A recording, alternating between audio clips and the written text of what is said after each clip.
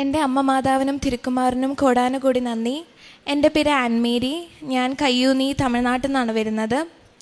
ഞാനിവിടെ ഉടമ്പടി എടുക്കുന്നത് ഓഗസ്റ്റ് 7 2023 ഞാൻ മെയിനായിട്ട് ഉടമ്പടി എടുക്കുന്നത് ഞാൻ വിദേശത്ത് പഠനത്തിന് വേണ്ടി, എൻ്റെ ഉപരിപഠനത്തിന് വേണ്ടി പോകാൻ വേണ്ടി ഇരിക്കുമായിരുന്നു.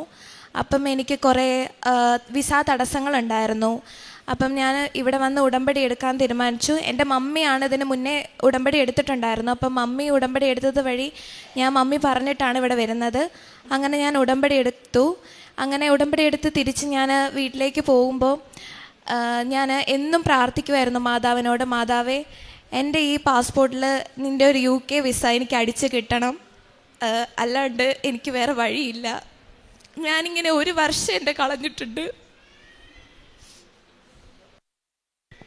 അപ്പം ഞാൻ എൻ്റെ മാധവനോട് പറഞ്ഞു, ഇനി എനിക്കൊരു വർഷം കളയാനില്ല, നീ എനിക്ക് ഒരു വിസ എനിക്ക് അടിച്ച് തന്നേ പറ്റൂ. അങ്ങനെ ഞാൻ ഇവിടെ മുന്നേ വന്ന് എൻ്റെ പാസ്പോർട്ടും എൻ്റെ ഡോക്യുമെൻസും എൻ്റെ മാതാവിൻ്റെ മുന്നേ വന്ന് ഞാൻ വെച്ച് പ്രാർത്ഥിച്ചിരുന്നു.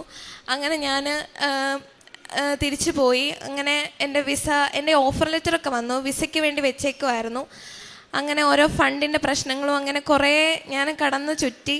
പക്ഷേ എൻ്റെ മാതാവ് അവസാനം എനിക്ക് എങ്ങനെയൊക്കെയോ എൻ്റെ മാതാവിൻ്റെ അനുഗ്രഹം കാരണം എൻ്റെ വിസ എനിക്ക് അടിച്ച് കിട്ടി. അങ്ങനെ എനിക്ക് കറക്റ്റ് എൻ്റെ കോഴ്സ് തുടങ്ങുന്നതിന് മുന്നേ എനിക്ക് UK ചെല്ലാൻ പറ്റി. അങ്ങനെ എൻ്റെ മാതാവ് എനിക്ക് വിസ തന്ന് അനുഗ്രഹിച്ചു. അങ്ങനെ ഞാൻ UK സെപ്റ്റംബർ 22 ഇവിടുന്ന് കയറുന്നത്. അങ്ങനെ ഞാൻ അവിടെ എത്തി. എൻ്റെ ചേട്ടനുണ്ടായിരുന്നു ലണ്ടനിൽ. അങ്ങനെ ചേട്ടൻ്റെ സഹായത്താൽ ഞാൻ ഷെഫീൽഡിലാണ് പഠിക്കുന്നത്. ഞാൻ പഠിക്കാൻ പോകുന്നത് ഫുഡ് പ്രോസസ്സിങ്ങിൻ്റെ MSCക്കാണ് ഞാൻ പോയത്. അങ്ങനെ ഞാൻ അവിടെ ഷെഫീൽഡിലെത്തി. എനിക്ക് ചേട്ടൻ അക്കോമഡേഷനൊക്കെ ശരിയാക്കി. അവിടെ കുറേ മലയാളികളുണ്ടായിരുന്നു. അവരുടെ സഹായത്താൽ ഞാൻ കുറേ പാർട്ട് ടൈം ജോബിന് അപ്ലൈ ചെയ്യാൻ തുടങ്ങി. പക്ഷെ എന്ത് ചെയ്താലേ എനിക്ക് പാർട്ട് ടൈം ജോബ് ശരിയാവുന്നില്ല. ഞാൻ ഒരു മാതാവിൻ്റെ കുഞ്ഞ് രൂപം കൊണ്ടുപോയിട്ടുണ്ടായിരുന്നു. ഞാൻ എന്നും മാതാവിൻ്റെ മുന്നിൽ ചെന്ന് കരഞ്ഞ് പ്രാർത്ഥിക്കും. ഞാൻ വിശുദ്ധ ഉപ്പും തൈലവും എന്നും ഉപയോഗിച്ച് പ്രാർത്ഥിക്കുമായിരുന്നു. ഞാൻ മാതാവിനോട് പറയും, മാതാവേ നീ എന്നെ നിൻ്റെ പ്രത്യക്ഷീകരണത്തിൻ്റെ സാക്ഷിയാക്കണം, ഞാൻ വന്ന് നിന്നോട് സാക്ഷ്യം പറഞ്ഞോളാം, ഞാൻ ഈ തീർസന്നിധിയിൽ വന്നിട്ട് ഞാൻ എന്തായാലും സാക്ഷ്യം പറയാമെന്ന് പറഞ്ഞ് ഞാൻ എന്നും പ്രാർത്ഥിക്കുമായിരുന്നു. അങ്ങനെ ഞാൻ എൻ്റെ പാർട്ട് ടൈം ജോബിന് വേണ്ടി കുറേ ബുദ്ധിമുട്ടി. അങ്ങനെ എനിക്കൊരു സ്ഥലത്ത് റെസ്റ്റോറൻറ്റിൽ ഒരു ക്രൂ മെമ്പറായിട്ട് എനിക്ക് പാർട്ട് ടൈം കിട്ടി. അങ്ങനെ ഞാൻ പാർട്ട് ടൈമിന് പോയി തുടങ്ങി. അങ്ങനെ ഞാൻ എൻ്റെ 3 മാസത്തെ 90 ദിവസത്തെ ഉടമ്പടിക്ക് ശേഷം ഞാൻ ഉടമ്പടി എടുത്തില്ല ഓൺലൈനായിട്ട്. ഞാൻ കുറച്ച് ഉഴപ്പി ഉടമ്പടിയിൽ. ഞാൻ പിന്നെ ഓൺലൈനായിട്ട് ഉടമ്പടി എടുക്കാൻ ഒന്നിനും നിന്നില്ല. അങ്ങനെ ഞാൻ എൻ്റെ കോഴ്സ് കംപ്ലീറ്റ് ആവാനായി. എൻ്റെ എല്ലാ പേപ്പേഴ്സും ഞാൻ പാസ്സായി. അങ്ങനെ എനിക്ക് യൂണിവേഴ്സിറ്റിയിൽ നിന്ന് ഗ്രാജുവേഷൻ കിട്ടി. അപ്പോൾ ഗ്രാജുവേഷൻ കിട്ടിക്കഴിയുമ്പോൾ നമുക്ക് ഗ്രാജുവേഷൻ യൂണിവേഴ്സിറ്റിയിൽ നിന്ന് ഒരു ലെറ്റർ കിട്ടും. ആ ലെറ്റർ കിട്ടിയാലാണ് നമുക്ക് ഫുൾ ടൈമിന് അപ്ലൈ ചെയ്യാൻ പറ്റത്തുള്ളൂ. അപ്പം അത് കിട്ടാൻ കുറേ വൈകി. അതുവരെ എനിക്ക് പാർട്ട് ടൈം മാത്രമേ ഉണ്ടായിരുന്നുള്ളൂ. പക്ഷേ ഞാൻ പോകുന്ന റെസ്റ്റോറൻറ്റിൽ അപ്പം ഭയങ്കര കുറവാണ്. ആ സമയത്ത് അങ്ങനത്തെ സീസൺ ആയതുകൊണ്ട് ഭയങ്കര കുറവായതുകൊണ്ട് എനിക്ക് ജോബൊക്കെ ഭയങ്കര കുറവായിട്ടാണ് കിട്ടിയ. ഹവേഴ്സൊക്കെ ഭയങ്കര കുറവായിരുന്നു. അങ്ങനെ ഞാൻ മമ്മീനോട് ഇങ്ങനെ പറയും. മമ്മി പറഞ്ഞു, നീ ഉടമ്പടി എടുത്തു പോയ ആളല്ലേ, എന്നിട്ട് നീ ഉടമ്പടി പുതുക്കിയില്ലല്ലോ, അതിൻ്റെയാണ്. നീ തിരിച്ചുടമ്പടിയിലോട്ട് വാ, എന്നാൽ നിൻ്റെ കാര്യങ്ങളൊക്കെ നടക്കുമെന്ന് പറഞ്ഞു. അങ്ങനെ ഞാൻ ഒരു ദിവസം എൻ്റെ വിസ നോക്കാൻ നേരത്തെ നമുക്ക് വിസയ്ക്ക് ഒരു ലെറ്റർ കിട്ടും. വിസ കിട്ടുന്നതിന് മുന്നേ നമുക്കൊരു ലെറ്റർ കിട്ടും. അങ്ങനെ ഞാൻ എൻ്റെ ലെറ്ററിൽ നോക്കാൻ നേരത്ത് എൻ്റെ വിസ Jan 2026 വരെയാണ് കിടക്കുന്നത്. എൻ്റെ 1 വർഷത്തെ കോഴ്സാണ്. പക്ഷേ എനിക്ക് എന്തുകൊണ്ടാണ് അങ്ങനെ എൻ്റെ വിസ അത്ര ദിവസം വരെ വന്നതെന്ന് എനിക്ക് അറിയത്തില്ല. ഞാൻ കോളേജിൽ എല്ലായിടത്തും പോയി അന്വേഷിച്ചു, ഹോം ഓഫീസിൽ വിളിച്ചു, ഇതിനൊന്നിനും അവിടെ നിന്ന് ഉത്തരമില്ല, എന്താ ചെയ്യേണ്ടതെന്ന്. അങ്ങനെ എനിക്ക് ലെറ്റർ വന്നു യൂണിവേഴ്സിറ്റിയിൽ നിന്ന്, ഫുൾ ടൈം നമുക്ക് കയറാമെന്ന് പറഞ്ഞ് അങ്ങനെ എനിക്ക് ലെറ്റർ വന്നു. അങ്ങനെ ഞാൻ ഫുൾ ടൈമിന് കയറാൻ വേണ്ടി നോക്കാൻ നേരത്തെ എനിക്ക് എന്ത് ചെയ്താൽ ഫുൾ ടൈമിന് കയറാൻ പറ്റുന്നില്ല. കാരണം എൻ്റെ വിസ കിടക്കുന്നത് 2026 Jan വരെയാണ് സ്റ്റുഡൻറ്റ് വിസ കിടക്കുന്നത്. അതുകൊണ്ട് എനിക്ക് ഫുൾ ടൈമിന് കയറാൻ പറ്റുന്നില്ല. അപ്പം മമ്മി എന്നോട് പറഞ്ഞു, നീ എന്ന് ഓൺലൈൻ ഉടമ്പടി എടുക്കുന്നോ അന്നേ നിൻ്റെ കാര്യങ്ങൾ നടക്കത്തുള്ളൂ എന്ന് പറഞ്ഞു. അങ്ങനെ ഞാൻ ഓൺലൈനായിട്ട് ഉടമ്പടി എടുത്ത് പ്രാർത്ഥിക്കാൻ തുടങ്ങി. അപ്പോൾ ആണെങ്കിൽ നമുക്ക് ഇനി Jan വരെ കഴിഞ്ഞാൽ എനിക്ക് പോസ്റ്റ് സ്റ്റഡി വർക്ക് വിസ വെക്കണം. പോസ്റ്റ് സ്റ്റഡി വർക്ക് വിസ വെക്കണമെങ്കിൽ IHS ഫീസും വിസ ഫീസും എല്ലാം കൂടെ 3000 pounds, അങ്ങനെ വെച്ചാൽ ഇവിടത്തെ ഒരു 3 lakh rupees വേണം. അപ്പോൾ ഒന്നാമതേ ഞാൻ ഇവിടുന്ന് പോയത് എൻ്റെ വീട് ലീസിന് വെച്ചിട്ടാണ്. അപ്പോൾ എൻ്റെ മമ്മിയും പപ്പയും വേറെ സ്ഥലത്താണ് നിൽക്കുന്നത്. അപ്പം എനിക്ക് വേറെ വഴിയില്ല. മമ്മീനോട് വിളിച്ച് 3 ലക്ഷം രൂപ ഇനി എങ്ങനെ ചോദിക്കും? എനിക്ക് തന്നെ ഉണ്ടാക്കണം എന്നുള്ളൊരു ആഗ്രഹത്തോടെ ഞാൻ ഫുൾ ടൈം ജോബിന് അപ്ലൈ ചെയ്യാൻ തുടങ്ങി. അങ്ങനെ ഒരു ദിവസം ഒരു വെയർ ഹൗസിൽ നിന്ന്, എൻ്റെ ഫ്രണ്ട്സൊക്കെ അപ്ലൈ ചെയ്തൊരു വെയർ ഹൗസിൽ നിന്ന് എനിക്ക് ജോബ് വിളിച്ചു തന്നെ. അവരെന്നെ വിളിച്ചിട്ട് പറഞ്ഞു, നാളെ ഇൻഡക്ഷൻ വരാം. ഇൻഡക്ഷൻ എന്ന് വെച്ചാൽ നമുക്ക് ജോലിക്ക് കയറുന്നതിന് മുന്നേ ജോബിൻ്റെ ഒരു ട്രെയിനിങ് ആണ്. അങ്ങനെ ഇൻഡക്ഷൻ എന്ന് പറഞ്ഞാൽ തന്നെ ജോലി കിട്ടിയെന്നാണ്. അങ്ങനെ ഞാൻ ഇൻഡക്ഷന് വേണ്ടി അവരെന്നെ വിളിച്ചു. അപ്പം ഞാൻ ഓക്കെ, ഭയങ്കര ഹാപ്പിയായി. ഞാൻ മാതാവിനോട് ഒത്തിരി നന്ദി പറഞ്ഞു. ഞാൻ എന്നിട്ട് എൻ്റെ ഫ്രണ്ട്സിനോടൊക്കെ പറഞ്ഞു, എൻ്റെ മാതാവ് തന്നതാണ് ഈ ജോലി, എനിക്ക് ഇത്ര ദിവസം ജോലി ഇല്ലാണ്ട് എനിക്ക് മാതാവ് തന്നതാന്നൊക്കെ പറഞ്ഞു. അങ്ങനെ ജോബിന് പോകാൻ വേണ്ടിയുള്ള പിറ്റേ ദിവസം ഞാൻ എല്ലാ തയ്യാറെടുപ്പിനും വേണ്ടി നിൽക്കാൻ നേരത്തെ തലേ ദിവസം അവരെന്നെ വിളിച്ച് പറയാണ്, ആൻമേരീൻ്റെ വിസ ഇപ്പോഴും പാർട്ട് ടൈം ആണ്, ആൻമേരിക്ക് ഇനി ഫുൾ ടൈം കിട്ടാൻ പോണില്ല, ഇപ്പോഴും സ്റ്റുഡൻറ്റ് പീരീഡിൽ തന്നെയാണ് ആൻമേരി ഇരിക്കുന്നത്, അതുകൊണ്ട് ഇനി ആൻമേരിക്ക് ഫുൾ ടൈമിൽ കയറണമെങ്കിൽ വിസ മാറ്റണം എന്ന് പറഞ്ഞു. ഞാൻ ആകെ ഫുൾ ഡെസ്പായി, വിളിച്ച് കരയാൻ തുടങ്ങി മമ്മീനെ. ഞാൻ വിളിച്ച് കരഞ്ഞിട്ട് പറഞ്ഞു, മമ്മി വീടും പോയി, എല്ലാം പോയി, എനിക്കിങ്ങോട്ട് വരണ്ടായിരുന്നു, എൻ്റെ വീട് കളഞ്ഞിട്ട് ഞാൻ ഇത്ര കഷ്ടപ്പെട്ട് വന്നിട്ടും എനിക്കൊരു ജോലി കിട്ടുന്നില്ലല്ലോ എന്ന് പറഞ്ഞു. അങ്ങനെ ഞാൻ മാതാവിൻ്റെ രൂപം നോക്കി എന്നും കരയുമായിരുന്നു. മാതാവ്, എങ്ങനെയും എനിക്കൊരു ജോലി, നിൻ്റെ അടുത്ത് ഞാൻ മെയിൽ വന്ന് സാക്ഷ്യപ്പെടുത്തിക്കോളാം, എന്തായാലും ഞാൻ നിൻ്റെ മുന്നിൽ വരും, എന്തായാലും ഞാൻ നിൻ്റെ മുന്നിൽ വന്ന് സാക്ഷി പറയും എന്നൊക്കെ പറഞ്ഞ് ഞാൻ എന്നും കരഞ്ഞു. എന്നും ഞാൻ ദിവ്യവസ്തുക്കൾ ഉപയോഗിച്ച് ഞാൻ എന്നും പ്രാർത്ഥിച്ചു. പറ്റുന്ന ദിവസങ്ങളിലൊക്കെ പള്ളിയിൽ പോയി. അപ്പോഴും എനിക്ക് എൻ്റെ പാർട്ട് ടൈം ജോലി എപ്പോഴും ഉണ്ടായിരുന്നു. അപ്പോൾ ഇടയ്ക്കൊക്കെ പാർട്ട് ടൈം ജോലിക്ക് പോവും. അങ്ങനെ ഒരു ദിവസം പാർട്ട് ടൈം തന്നെ വിളിച്ച് പറയുന്നു, ആൻമേരിയുടെ വിസ എക്സ്പയർ ആയി, ഇനി ജോലിക്ക് വരാൻ പറ്റത്തില്ല, പുതിയ വിസ എടുക്കാണ്ട് അതും പറ്റത്തില്ല. അപ്പോൾ അവിടെയും തടസ്സങ്ങളായി, ആകെ ജോലി ഇല്ലാണ്ട് വീട്ടിലിരിക്കേണ്ട അവസ്ഥയായി. അങ്ങനെ ഞാൻ ഫുൾ ഒരു ഡിപ്രഷൻ സ്റ്റേജിലേക്കായി. അപ്പോഴും ഞാൻ ഉടമ്പടിയിലാണ്. അപ്പോഴും ഞാൻ മാതാവിൻ്റെ അടുത്ത് പറഞ്ഞു, മാതാവേ, നീ ഒരു ധൈര്യത്തിൽ, നീ ഉണ്ടെന്നൊരു ധൈര്യത്തിലാണ് ഞാനിങ്ങോട്ട് കയറിപ്പോകുന്നത്, വേറെ ആരും ഇല്ല എനിക്ക് കൂടെ, നീയേ ഉള്ളൂ, നീ ഉണ്ടെങ്കിൽ മാത്രമാണ് എനിക്കിവിടെ ഇനി മുന്നോട്ട് നിൽക്കാൻ പറ്റത്തുള്ളൂ, അല്ലെങ്കിൽ എനിക്ക് തിരിച്ചു പോകേണ്ടി വരും, അതുകൊണ്ട് നീ എന്തേലും ഒരു വഴി എൻ്റെ മുന്നിൽ കാണിച്ച് തന്നേ പറ്റൂ എന്ന് പറഞ്ഞ് ഞാൻ പ്രാർത്ഥിക്കാൻ തുടങ്ങി. എന്നും കരഞ്ഞ് പ്രാർത്ഥിക്കാൻ തുടങ്ങി. അങ്ങനെ ഒരു ദിവസം ഞാൻ വെറുതെ, എന്താ പറയുക, വീട്ടിൽ വെറുതെ ഇരിക്കുകയല്ലേ, അപ്പം ഞാൻ എന്നും പ്രാർത്ഥിച്ച് ഞാൻ വെറുതെ ഇൻഡീഡിൽ ഇങ്ങനെ ഓരോ ജോലികൾ, ഞാൻ ഫുഡ് പ്രോസസ്സിങ് പഠിച്ചുകൊണ്ട് അതിൻ്റെ ബന്ധമായ ഓരോ ജോലികൾ ഇങ്ങനെ അപ്ലൈ ചെയ്യാൻ തുടങ്ങി. എന്താണെന്നൊന്നും നോക്കിയില്ല, ഞാൻ എന്താ അപ്ലൈ ചെയ്തതെന്ന് പോലും എനിക്ക് ഓർമ്മയില്ല.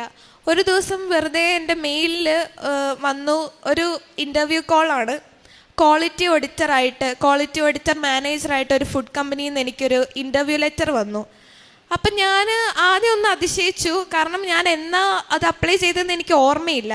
അപ്പം ഞാൻ ആദ്യം അതിശയിച്ച് ഞാനതൊന്ന് നോക്കി. എന്നിട്ട് ഞാൻ മമ്മീനെ വിളിച്ച് പറഞ്ഞു, മമ്മി, എനിക്കൊരു ഇൻ്റർവ്യൂ ലെറ്റർ വന്നിട്ടുണ്ട്, എന്താണെന്നറിയില്ല, ഇനി ഇതിൻ്റെ കാര്യം എന്താണെന്നറിയില്ല, കാരണം എനിക്ക് കിട്ടുന്ന ജോലി അങ്ങനെ വിളിക്കുമ്പോൾ തലേദിവസം വിളിച്ച് പറയുന്നു ഫുൾ ടൈം അല്ല, ഇപ്പോഴും പാർട്ട് ടൈമാന്ന് പറയുന്നു. അപ്പോഴും ഞാനൊരു സംശയത്തോടെയാണ് ആ ജോബ് ലെറ്ററിനെ കണ്ടത്. എന്നിട്ട് ഞാൻ ആ ഇൻ്റർവ്യൂ ലെറ്റർ അക്സെപ്റ്റ് ചെയ്തു. അങ്ങനെ ഞാനൊരു ഇൻ്റർവ്യൂ ഡേറ്റ് എടുത്തു.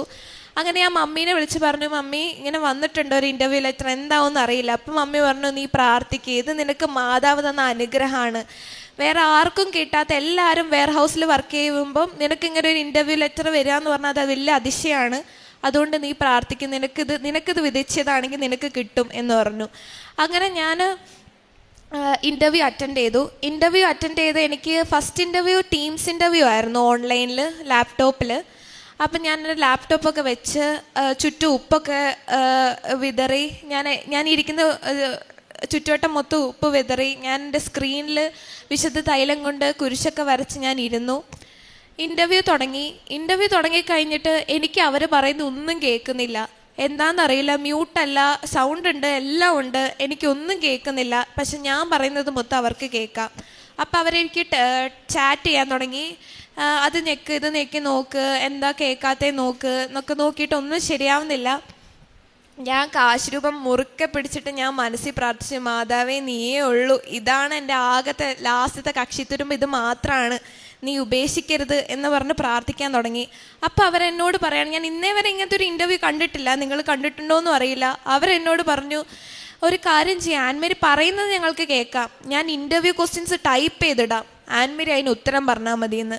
ഞാൻ ആകെ അതിശയിച്ചുള്ളിലൊന്ന്. കാരണം എനിക്കത് ഒരു ഡബിൾ മാർക്കും കൂടെയാണ്. കാരണം എന്താ വെച്ചാൽ അവർ പറയുന്ന സ്ലാങ് എനിക്ക് ഓർത്ത് ചിന്തിച്ചെടുക്കേണ്ട ആവശ്യമില്ല. ക്വസ്റ്റ്യൻസ് പറയുന്നത് എനിക്ക് വെറുതെ റീഡ് ചെയ്ത് അതിന് ഉത്തരം പറഞ്ഞാൽ മതി.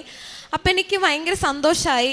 ഞാൻ അങ്ങനെ അവർ പറയുന്ന ക്വസ്റ്റ്യൻസിന് ഉത്തരം ഞാൻ അപ്പപ്പോൾ പറഞ്ഞു. അവർക്കും ഭയങ്കര ഹാപ്പിയായി. അങ്ങനെ അവർ പറഞ്ഞു ഫസ്റ്റ് ഇൻ്റർവ്യൂവിൽ സക്സസ്ഫുൾ ആയിട്ടുണ്ടെങ്കിൽ ഞാൻ സെക്കൻഡ് ഇൻ്റർവ്യൂവിന് ആൻമേരിനെ വിളിക്കാം, അത് ഫാക്ടറി വിസിറ്റും പ്ലസ് ഡയറക്റ്റ് ഇൻ്റർവ്യൂ ആണെന്ന് പറഞ്ഞു. അങ്ങനെ ഞാൻ വന്ന് കുറച്ച് ദിവസം കഴിഞ്ഞപ്പോൾ എനിക്ക് ഒരാഴ്ച കഴിഞ്ഞപ്പോഴത്തേക്കും എനിക്ക് അടുത്ത സെക്കൻഡ് ഇൻ്റർവ്യൂ ലെറ്റർ വന്നു. സെക്കൻഡ് ഇൻ്റർവ്യൂ ലെറ്റർ ഞാൻ പോയി, ഫാക്ടറിയിൽ ഞാൻ ഇതേപോലെ ഞാൻ ഉപ്പെടുത്തു, കാശ് രൂപ എടുത്തു, എല്ലാം ഞാൻ എൻ്റെ പോക്കറ്റിൽ കരുതി വെച്ച് പോയി. ഞാൻ ഫാക്ടറി കയറുന്നതിന് മുന്നേ ചുറ്റും ഞാൻ ഉപ്പൊന്ന് വിതറിയിട്ട് പോയി, പ്രാർത്ഥിച്ച് വിശ്വാസ പ്രമാണം ചൊല്ലി പ്രാർത്ഥിച്ചിട്ട് ഞാൻ കയറി. അങ്ങനെ കയറുന്നതിന് മുന്നേ അവരെൻ്റെ ഫാക്ടറി വിസിറ്റ് ആയതുകൊണ്ട് എൻ്റെ എല്ലാം ഊരും, എൻ്റെ പോക്കറ്റൊക്കെ ചെക്ക് ചെയ്യും.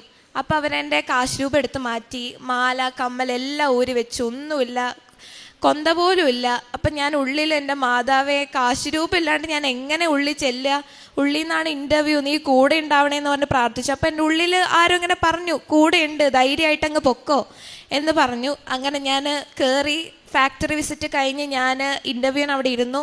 അപ്പം ഞാൻ പോക്കറ്റിൽ ചെറുതായിട്ട് ഉപ്പ് വെതറിയിട്ടുണ്ടായിരുന്നു. അപ്പം ഞാൻ കയറുന്നതിന് മുന്നേ വേഗം ഞാൻ ആ ഉപ്പ് ഞാൻ എൻ്റെ നാവിലിട്ട് ഞാൻ ധൈര്യമായിട്ടിരുന്നു. അങ്ങനെ ഞാൻ ഇരുന്ന് അവർ ഓരോ ക്വസ്റ്റ്യൻസ് ചോദിക്കാൻ തുടങ്ങി.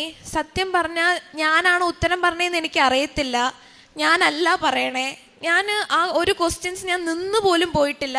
ഞാൻ എന്തൊക്കെയൊക്കെയോ ഞാൻ പറഞ്ഞു, എനിക്ക് എന്താ പറഞ്ഞതെന്ന് പോലും ഓർമ്മയില്ല. അങ്ങനെ ഞാൻ ഇൻ്റർവ്യൂ കഴിഞ്ഞ് അവരെന്നോട് പറഞ്ഞു ഞാൻ ഇത്ര നല്ല ഇൻ്റർവ്യൂ എവിടെയും കേട്ടിട്ടില്ല, ആൻമേരി അടിപൊളി ഇൻ്റർവ്യൂ ആയിരുന്നു, നല്ലോണം അറ്റൻഡ് ചെയ്തു, സക്സസ്ഫുൾ ആണെങ്കിൽ ആൻമേരി എന്തായാലും ഇവിടേക്ക് വരുമെന്ന് പറഞ്ഞു. അങ്ങനെ ഞാൻ ഭയങ്കര അതിശയിച്ച് ഞാൻ തിരിച്ചു പോയി. അവരെന്നോട് പറഞ്ഞു 4 പേരും കൂടെ ഉണ്ട്, അതിൽ ഞാൻ നോക്കിയിട്ട് അവരുടെ ഇൻ്റർവ്യൂ കൂടെ കഴിഞ്ഞിട്ട് വിളിക്കാം, ഒരാഴ്ച എടുക്കുമെന്ന് പറഞ്ഞു.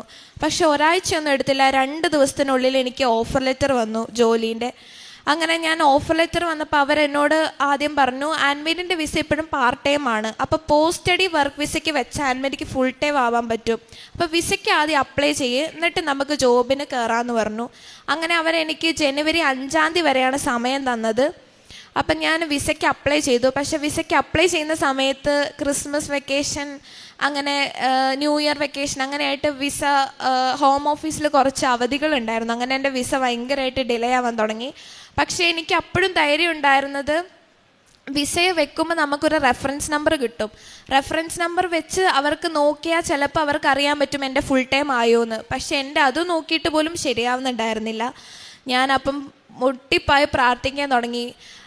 ഞാൻ എൻ്റെ മാതാവിൻ്റെ രൂപം നോക്കി പറഞ്ഞു, മാതാവേ ഞാൻ പറഞ്ഞതല്ലേ, ഞാൻ മെയിൽ എന്തായാലും വരും നിൻ്റെ അടുത്ത്, ഞാൻ വന്ന് സാക്ഷ്യപ്പെടുത്തും, ഉറപ്പാണ്, ഞാൻ നിനക്ക് വാക്ക് തരുകയാണ്, ഞാൻ എന്തായാലും വരും നിൻ്റെ അടുത്ത്, നീ എന്നെ പ്രത്യക്ഷീകരണത്തിൻ്റെ സാക്ഷിയാക്കണം. എന്നിട്ട് എൻ്റെ മമ്മി പറയും നിനക്ക് നിൻ്റെ ധൈര്യം ചോർന്നു പോകുമ്പം നീ സാക്ഷ്യങ്ങൾ കൂടുതൽ കേൾക്കുക, അപ്പം നിനക്ക് കൂടുതൽ ധൈര്യം കിട്ടുമെന്ന് പറഞ്ഞു. അപ്പം ഞാനിങ്ങനെ ഓരോ സാക്ഷ്യങ്ങൾ കേൾക്കുമ്പോൾ ഞാനിങ്ങനെ മാതാവിൻ്റെ ഫോട്ടോ നോക്കി പറയും, മാതാവേ ഇവരൊക്കെ പറയുന്ന കാണുമ്പോൾ എനിക്ക് കൊതിയാവുക, ഒരു സാക്ഷി എനിക്ക് നിൻ്റെ മുന്നിൽ വന്ന് പറയണം. അപ്പോൾ ഞാനങ്ങനെ ഇന്ന് പ്രാർത്ഥിച്ചു. അങ്ങനെ ഞാനങ്ങനെ തിരിച്ച് ഒരു ദിവസം എന്നോട് അവർ പറഞ്ഞു ആൻമേരിക്ക് തന്ന സമയം കഴിഞ്ഞു, ഇനി ഞങ്ങൾക്ക് വേറൊരാൾക്ക് ആ ജോബ് കൊടുക്കേണ്ട ഒരു അവസ്ഥ വരും, അതുകൊണ്ട് ആൻമേരി എന്തെങ്കിലും ആൻമേരിൻ്റെ സൈഡിൽ നിന്ന് ചെയ്യുക. അപ്പം ഞാൻ ഹോം ഓഫീസിലോട്ട് വിളിക്കേണ്ടത്, അവരാണെങ്കിൽ പറഞ്ഞു ഈ സമയം കഴിയാണ്ട് നിങ്ങൾക്കൊരു കൺഫർമേഷൻ ഞങ്ങൾക്ക് തരാൻ പറ്റത്തില്ല. അപ്പം എനിക്ക് ആകെ സങ്കടമായി. ഞാൻ പറഞ്ഞു, ഞാൻ അവരോട് അവസാനം ഒരു ദിവസം ഞാൻ സമയം ചോദിച്ചു, ഈ ഒരു ദിവസം ഒറ്റൊരു ദിവസം നിങ്ങൾ എനിക്ക് തരണം, ആ ദിവസത്തിനുള്ളിൽ വിസ വന്നില്ലെങ്കിൽ നിങ്ങൾ ആ ജോബ് ഓഫർ എൻ്റെ അടുത്ത് നിന്ന് എടുത്തോ, എനിക്ക് കുഴപ്പമില്ല എന്ന് പറഞ്ഞു. അപ്പോൾ അവർ ആ ഒരു ദിവസം എനിക്ക് തന്നു. എനിക്കറിയത്തില്ല എന്താ സംഭവിച്ചതെന്ന്. പിറ്റേ ദിവസം രാവിലെ ഞാൻ കണ്ണ് തുറന്ന് കാണുന്നത് എനിക്ക് എൻ്റെ വിസ വന്ന് കിടക്കുന്നതാണ്, ഫുൾ ടൈം ആയിട്ട് എനിക്ക് വിസ കിട്ടിയെന്നാണ്. ഞാൻ അപ്പം തന്നെ അവരെ വിളിച്ചു, അവർക്കും അതിശയായി, കാരണം ഞാനൊരു ദിവസം ചോദിച്ചു, ആ ഒരു ദിവസത്തിനുള്ളിൽ വിസ വരികയും ചെയ്തു. അങ്ങനെ എനിക്ക് ആ ജോബ് കിട്ടി. ഞാനിപ്പം ഒരു ഫുഡ് കമ്പനിയിൽ ക്വാളിറ്റി ഓഡിറ്റർ ഫ്രണ്ട് ലൈൻ മാനേജറായിട്ട് വർക്ക് ചെയ്യാണ്. എൻ്റെ 3 മാസത്തെ പ്രൊബേഷൻ കഴിഞ്ഞു. ഞാൻ ഫ്ലൈറ്റ് കയറുന്നതിന് തലേ ദിവസം എൻ്റെ QA സൂപ്പർവൈസർ എന്നോട് പറയാണ്, ആൻമേരീൻ്റെ 3 മാസത്തെ പ്രൊബേഷൻ കഴിഞ്ഞു, ആൻമേരി പ്രൊബേഷൻ പീരീഡ് പാസ്സായി, ആൻമേരീന് ഇവിടുത്തെ പെർമനൻറ്റ് QA ആണ്. ഇതുവരെ എൻ്റെ കൂടെ വർക്ക് ചെയ്ത ഒരാൾക്ക് പോലും കിട്ടാത്ത ഒരു ഭാഗ്യമാണ് എനിക്ക് കിട്ടിയത്. ജോലി കഴിഞ്ഞ് ചിലപ്പോൾ UK വർക്ക് ചെയ്യുന്ന എല്ലാവർക്കും അറിയാം, അവിടെ പഠിച്ച് കഴിഞ്ഞ് സ്റ്റുഡൻറ്റ് പീരീഡ് കഴിയുന്നതിന് മുന്നേ ഒരാൾക്ക് ജോലി കിട്ടുക എന്ന് പറഞ്ഞാൽ അത് വലിയ അതിശയമാണ്. ഞാൻ എല്ലാവരോടും പറഞ്ഞു, എൻ്റെ മാതാവ് തന്ന ഏറ്റവും വലിയ അനുഗ്രഹമാണ്, ഇതിൽ കൂടുതൽ അനുഗ്രഹം എനിക്ക് എൻ്റെ മാതാവ് തരാനില്ല. അപ്പം എനിക്ക് ധൈര്യമായി എൻ്റെ മാതാവ് എപ്പോഴും എൻ്റെ കൂടെ ഉണ്ടെന്ന്. അങ്ങനെ ഞാൻ എൻ്റെ മാതാവിന് കൊടുത്ത വാക്ക് പാലിക്കാൻ വേണ്ടി ഞാൻ 20 ദിവസത്തെ ലീവിന് വന്നതാണ്, മാതാവിനെ സാക്ഷ്യപ്പെടുത്താൻ വേണ്ടി. എൻ്റെ അമ്മയ്ക്കും എൻ്റെ തിരുക്കുമാരനും കോടാനുകോടി നന്ദി. കാരുണ്യപ്രവർത്തനമായിട്ട് ചെയ്തത്, ഞാൻ എൻ്റെ ഒരു കസിൻ ഉണ്ടായിരുന്നു, അവൾ ജർമ്മനിക്ക് പോകാൻ വേണ്ടി കുറേ ആയിട്ട് നോക്കിക്കൊണ്ടിരിക്കുമായിരുന്നു. അപ്പോൾ അവൾക്ക് എന്ത് ചെയ്താൽ അവൾ പാസ്സാവുന്നില്ല, 2 തവണ എഴുതി നോക്കി അവൾ പാസ്സാവുന്നില്ല. അപ്പം ഞാൻ എൻ്റെ ഓൺലൈൻ ഉടമ്പടിയിലാണ്. അപ്പം മമ്മീൻ്റെ ഉടമ്പടി പുതുക്കാൻ സമയമായി, അപ്പം മമ്മിക്ക് വരാൻ സമയമായി. അപ്പം എൻ്റെ മനസ്സിൽ ആരോ പറഞ്ഞുകൊണ്ടിരിക്കുകയാണ്, നീ ഒരു കാര്യം ചെയ്യ്, നീ അവളോട് പറ, നീ കൃപാസനത്തിൽ വന്ന് അവളുടെ കാര്യങ്ങൾ എന്തായാലും ശരിയാവുമെന്ന് എൻ്റെ ഉള്ളിൽ നിന്ന് ആരോ പറഞ്ഞുകൊണ്ടിരിക്കുക.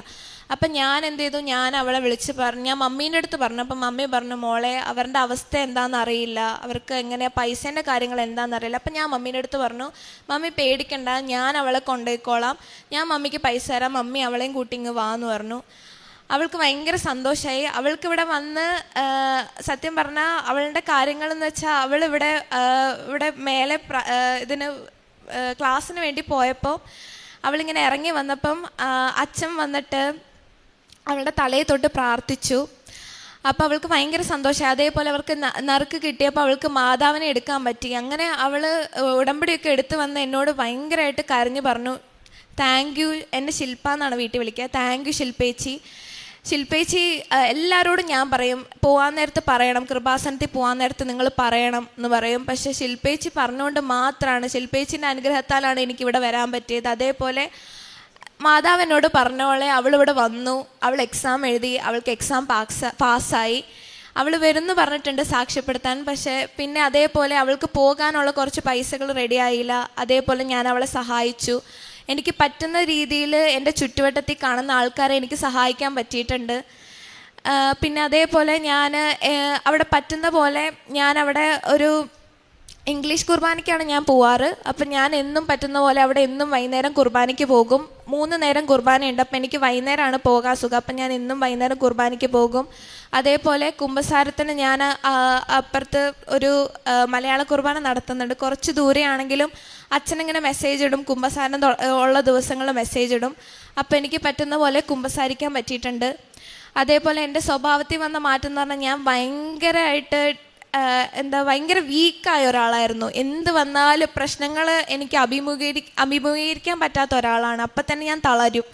പക്ഷേ ഉടമ്പടി എടുത്ത ശേഷം എന്തൊക്കെ സങ്കടങ്ങൾ വന്നാലും കയ്യിൽ ഒരാളുണ്ട്, കൂടെ ഒരാളുണ്ടെന്നുള്ളൊരു ധൈര്യം ഉണ്ടായിരുന്നു. അതേപോലെ എൻ്റെ സ്വഭാവത്തിൽ വന്ന മാറ്റം എന്ന് പറയുന്നത് ഏറ്റവും വലിയ എൻ്റെ വീക്ക്നെസ് ആണ്. എന്തിനും എനിക്ക് നോ പറയാൻ ഭയങ്കര പേടിയായിരുന്നു. എന്ത് കാര്യത്തിനും എല്ലാത്തിനും ഞാൻ എസ് പറഞ്ഞുകൊണ്ടിരിക്കും, എന്താണെങ്കിലും.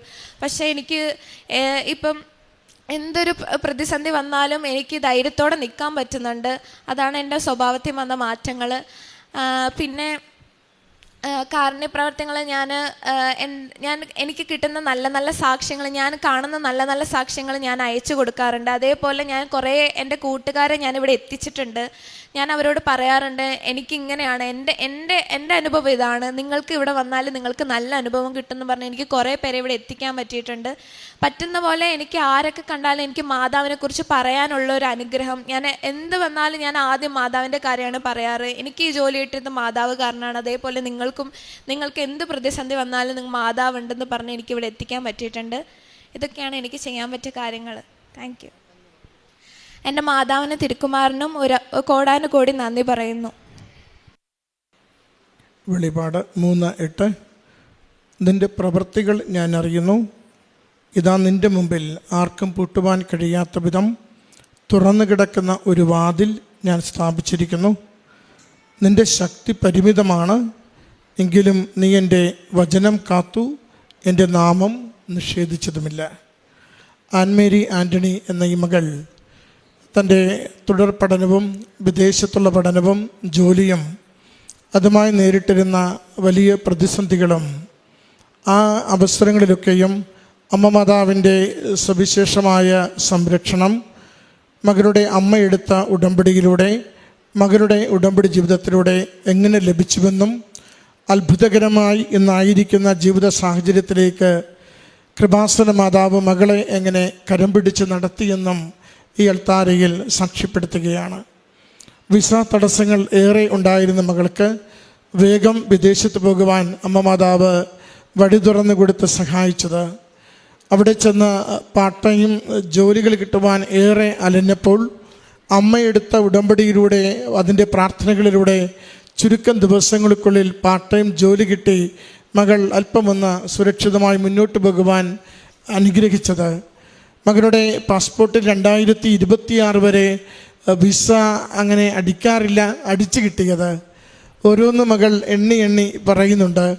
ഓരോന്നും അനുഗ്രഹമായിരുന്നു. മാതാവ് കരം പിടിച്ച് നടത്തിയ അനുഭവമായി മകൾ പറയുന്നുണ്ട്.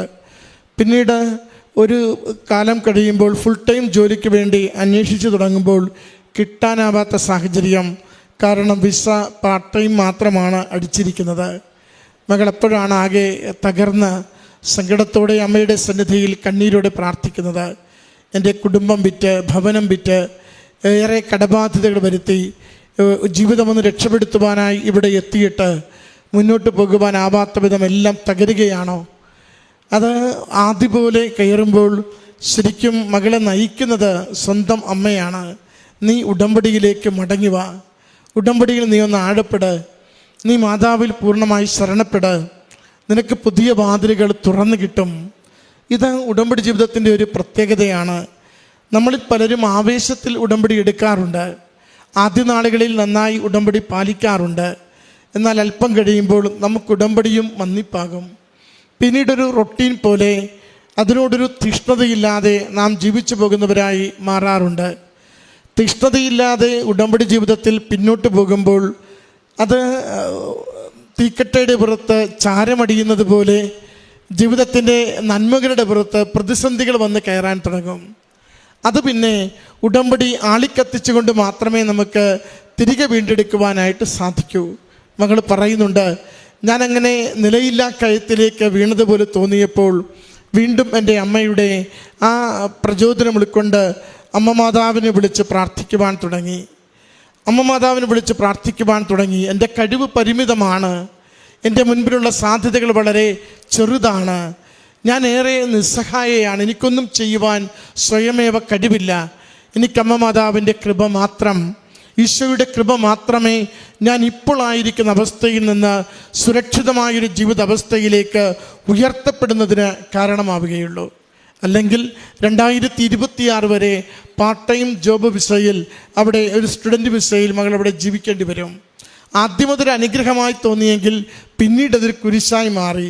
അതുകൊണ്ടാണ് മകൾ പിന്നീട് പറയുക, ഞാൻ അവിടെ അവിചാരിതമായി ഇങ്ങനെ കാണുമ്പോൾ ഒരു ജോബിൻ്റെ ഓഫർ വന്നിരിക്കുന്നു, അത് ക്വാളിറ്റി ഓഡിറ്ററായിട്ട് വരികയും അറ്റൻഡ് ചെയ്യുകയും അവർ പരിഗണിക്കുകയും ജോലി തരാമെന്ന് പറയുകയും ചെയ്യുമ്പോൾ വിസ അനുവദിച്ച് കിട്ടാത്ത പ്രതിസന്ധി.